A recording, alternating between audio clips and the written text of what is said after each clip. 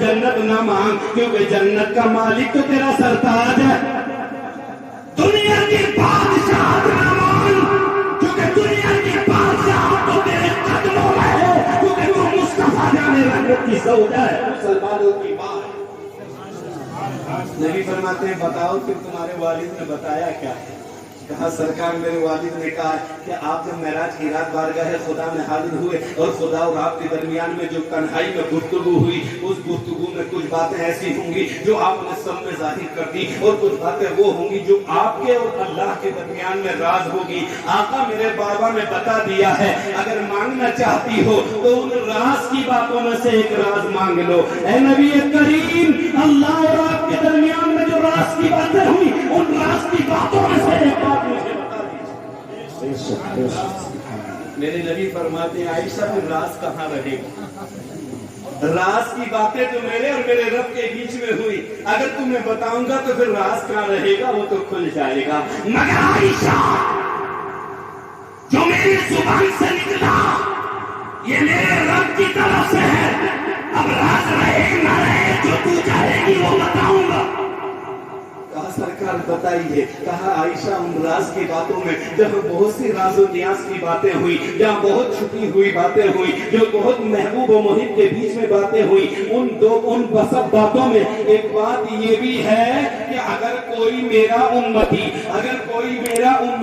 کسی ٹوٹے ہوئے دل کو جوڑ دے گا کوئی میرا امتی کسی ٹوٹے ہوئے دل کو جوڑ دے گا تو میرے رب نے مجھ سے وعدہ کیا تھا قسم رب سن جلال کی عائشہ میرے رب نے کہا تھا اے میرے محبوب مجھے میری عظمت کی قسم اگر تیرا کوئی امتی کسی مسلمان کے ٹوٹے ہوئے دل کو جوڑ دے گا تو میں تجھ سے وعدہ کرتا ہوں روزے محشر میں اس کی شفاعت میری ذمہ داری ہو.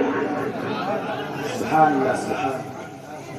تو ہم دلوں کو توڑتے نہیں لیکن مجبوری ہے کہ سچ بولنے سے چھوڑتے بھی نہیں اور دل ٹوٹنا نہیں چاہیے شریعت مصطفیٰ پر.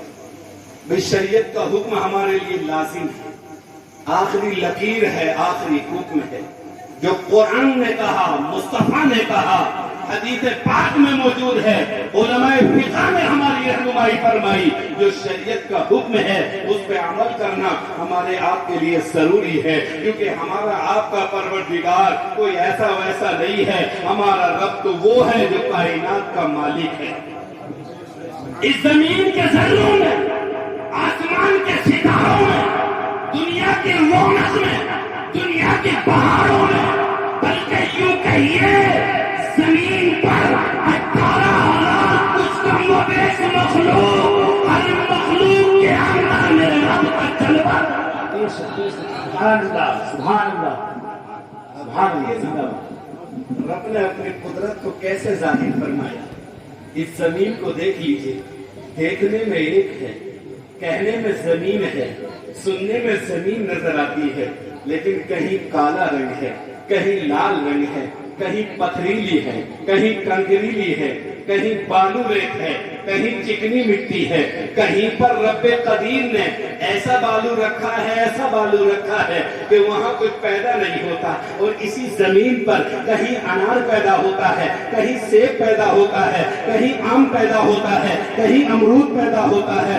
اس زمین کی تاثیر الگ الگ ہے اس زمین کی قسمیں الگ الگ ہیں اور پھر اس زمین کی پیداوار میں جو پیداوار ہوتی ہے اس کی رنگت دیکھیے اس میں میرے رب کی قدرت کس طرح ظاہر ہوتی ہے. کوئی پھل موٹا ہوتا ہے کوئی پھل چھوٹا ہوتا ہے کوئی کھٹا ہوتا ہے کوئی میٹھا ہوتا ہے کوئی پکسا ہوتا ہے کوئی لذیذ ہوتا ہے کوئی پکسا ہوتا ہے. کسی میں خوشبو ہوتی ہے کسی میں مٹھاس ہوتی ہے کسی کا رنگ لال ہوتا ہے کسی کا رنگ پیلا ہوتا ہے کسی کا رنگ ہرا ہوتا ہے. یہ رنگ برنگی رنگ ہونا یہ طرح طرح کی خوشبو ہونا اور سب کا ایک ہی زمین سے پیدا ہونا یہ میرے رب کی قدرت کو ظاہر کرتا ہے اور دنیا کو بتاتا ہے دیکھو زمین ایک ہے لیکن قسمیں انیک ہیں. زمین ایک ہے رنگت الگ الگ ہے. پھل زمین سے آتے ہیں لیکن پھلوں کے معاملے الگ الگ ہیں. پھلوں کی قسمیں الگ الگ ہیں. پھلوں کے مزے الگ الگ ہیں. پھلوں کی بوئیں الگ الگ ہیں.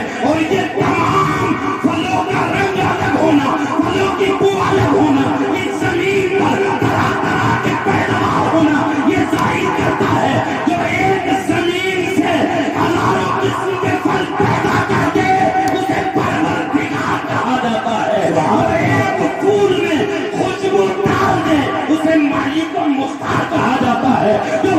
میں مٹھاس پیدا کر دے، کڑواہٹ پیدا کر دے، تو پھلوں کی قسمیں الگ بنا دے، اسے مالک و مختار کرتے ہیں، اسی کو پروردگار۔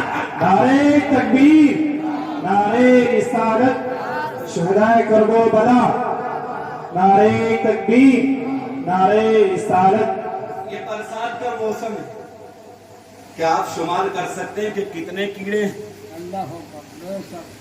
نام ایک ہے کیڑا، لیکن معاملے دیکھیے، کوئی کیڑا ہے مگر چمکتا ہے، کوئی کیڑا ہے مگر کالا ہے، کوئی کیڑا ہے کسی میں بدبو آتی ہے، کوئی کیڑا ہے کاٹتا ہے، کچھ کیڑے ہیں کاٹتے نہیں، کچھ کیڑے وہ ہیں جو بیٹھ جاتے ہیں تو فلک پڑ جاتا ہے، کچھ کیڑے وہ ہیں جو رات دن ہمارے اوپر بیٹھے رہتے ہیں، کوئی فرق نہیں پڑتا۔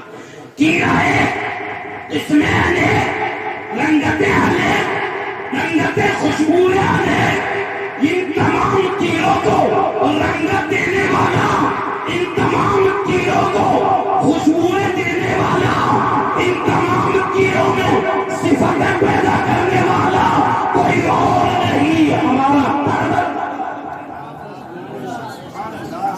اللہ ایک ہے نا، ایک ہے نا، ایک ہے نا۔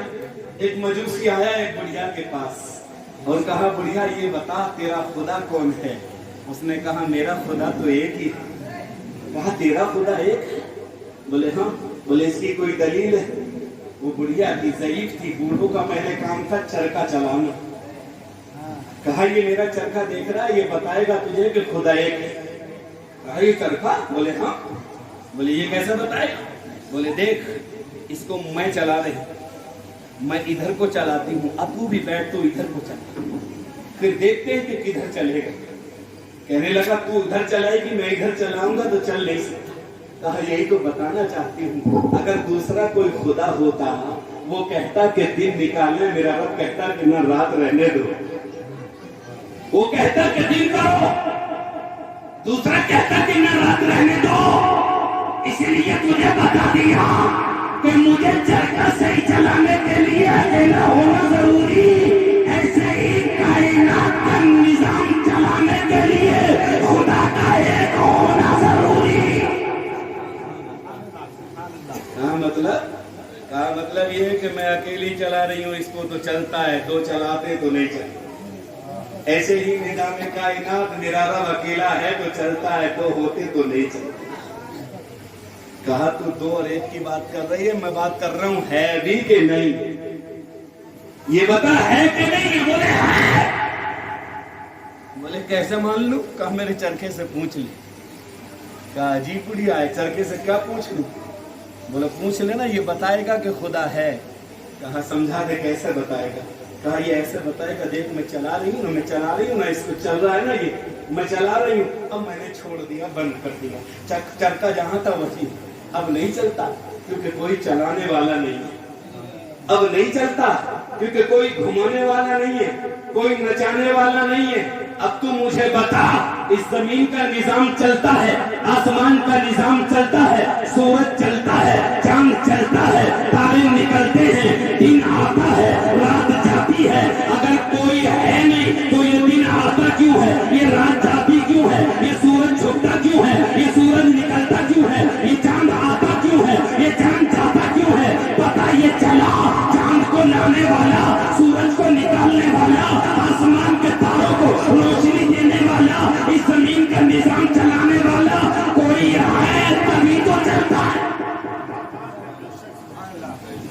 اگر ہے تبھی چلتا ہے، نہ ہوتا تو چل نہ سکتا تھا، کیونکہ جب میرا چرخا بغیر میرے نہیں چلتا تو دنیا کا نظام بغیر خدا کے نہیں چلتا۔ اس لیے اس نظام کو چلانے والا کوئی ہے، وہ جو سورج نکالتا ہے اسی کو خدا کہتا ہے۔ یہی تو نمرود نے کہا تھا حضرت ابراہیم سے کہ بتا تیرا خدا ہے کہ ہاں ہے، کہ بتا کون ہے؟ حضرت ابراہیم نے کہا میرا خدا وہ ہے جو لوگوں کو زندگی دیتا ہے اور موت دیتا ہے، زندگی اور موت میرے رب کے ہاتھ میں ہے۔